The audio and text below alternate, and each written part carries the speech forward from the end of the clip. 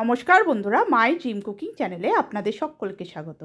আজ আমি আপনাদের নুডলস পকোড়া বানিয়ে দেখাবো। নুডলস পকোড়া বানানোর জন্য প্রথমেই আমি একটা পাত্রে জল গরম করে নেব।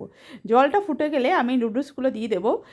নুডলসগুলো দেওয়ার পর আমি 1 চামচ নুন আর 1 চামচ মতো সাদা তেল দেব।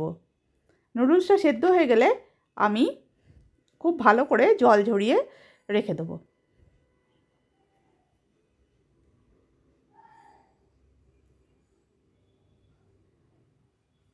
দেখুন নুডলসটা সেদ্ধ হয়ে গেছে। এরপর আমি ভালো করে জল ঝরিয়ে রেখে দিলাম।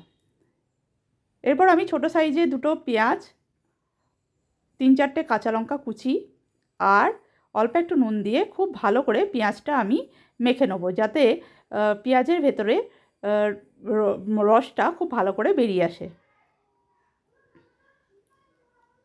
এরপর ওপর থেকে আমি 1/2 চামচ মতো গোলমরিচের গুঁড়ো, 1/2 চামচ লাল লঙ্কার গুঁড়ো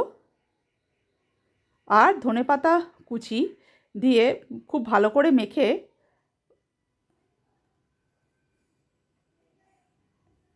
ওপর থেকে আমি 1.5 চামচ মতো চালের গুঁড়ো দিয়ে ভালো করে আমি মেখে নেব। এরপর একটা ডিম আমি আগেই ফেটিয়ে রেখেছিলাম, সেই ফেটানো ডিমটা আমি দিয়ে দিলাম আর সেদ্ধ করা নুডলসটাও দিয়ে দিলাম। আর আমি দিলাম অল্প একটু রসুনের পাউডার, গার্লিক পাউডার দিলাম। এরপর আমি সমস্ত উপকরণ খুব ভালো করে মেখে নেব।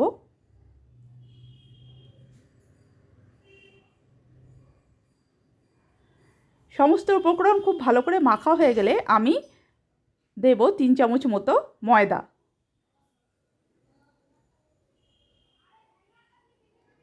ময়দাটা দিয়ে খুব ভালো করে আমি নুডলসটার সাথে মাখিয়ে নেব।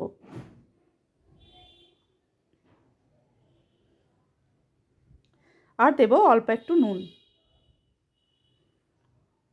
নুন আর ঝালটা আপনারা আপনাদের স্বাদ অনুযায়ী দেবেন। দেখুন সুন্দর করে এটা মাখা হয়ে গেছে। এরপর আমি কড়াইয়ে সাদা তেল দেব। তেলটা গরম হয়ে গেলে এক এক করে পকোড়াগুলো আমি ভেজে নেব। বিকেলে চায়ের সাথে স্ন্যাক্স হিসাবে এটা আমরা বানিয়ে খেতেই পারি। এটা খেতে খুবই ভালো হয়। অবশ্যই বাড়িতে আপনারা ট্রাই করবেন আর আমাকে জানাবেন কেমন হয়েছিল।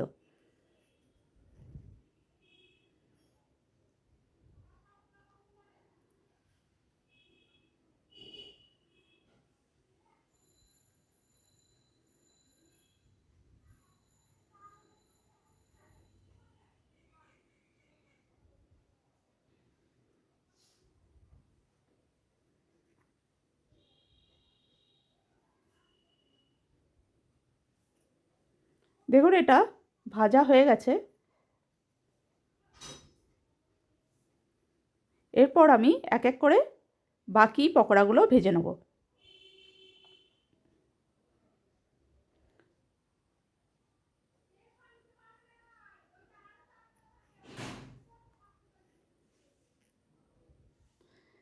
আমার রান্নাটি ভালো লাগলে লাইক, শেয়ার, সাবস্ক্রাইব করতে ভুলবেন না। Thank you.